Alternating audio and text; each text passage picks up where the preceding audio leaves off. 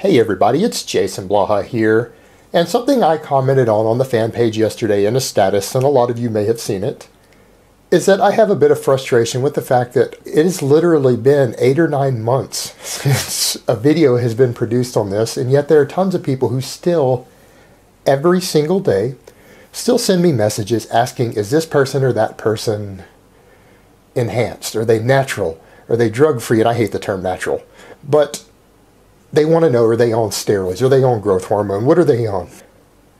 And I'm going to give you guys a pragmatic approach on this. I'm not going to get into whether a person really is or not.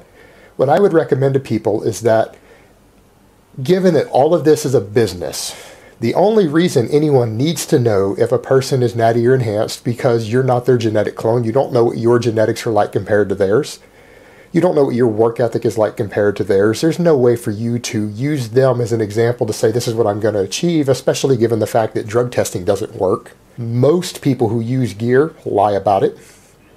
I would say 99% of people who use gear are not open about it. They lie about it. So you can't take anyone's word on it. So it doesn't matter in that regard. So the only people it should really matter to is, are they trying to sell you something? And are you going to buy something or be a fan of them, which might in turn cause them to gain money because they write a blog or they have a YouTube channel or they're sponsored by some product or supplement or equipment, or they sell these things themselves, or they sell a service and they actually use the fact that they are natural as a sales pitch. Well, here's the reality, guys. At that point, the truth is it doesn't truly matter if they are drug-free or not.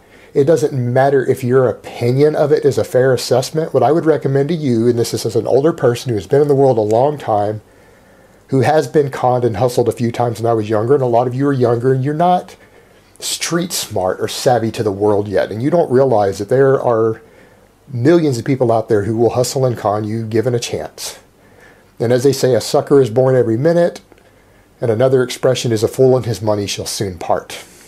Now, we know in this industry that we've seen person after person after person who very obviously, and most people realize this, lie about their drug use for financial reasons.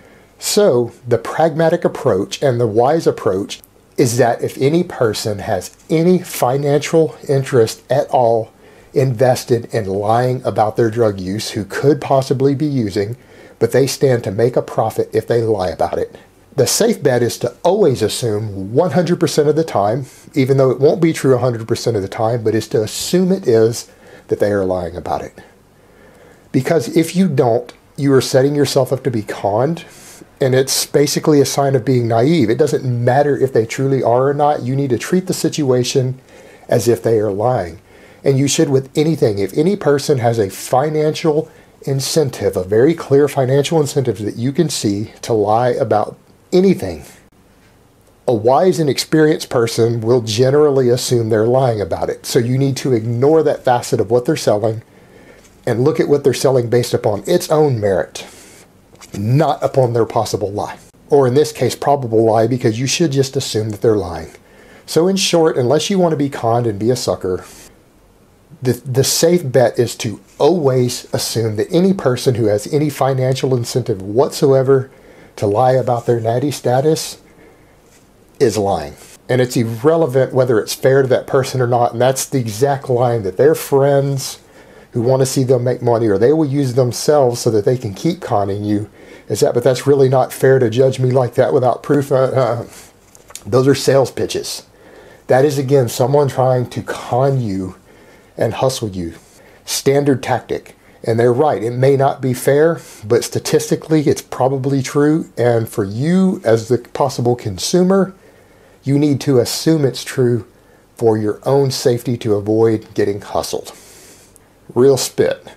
All right, guys, that's really all I have to say on that today. I hope it has been informative, and I will talk to you guys next time.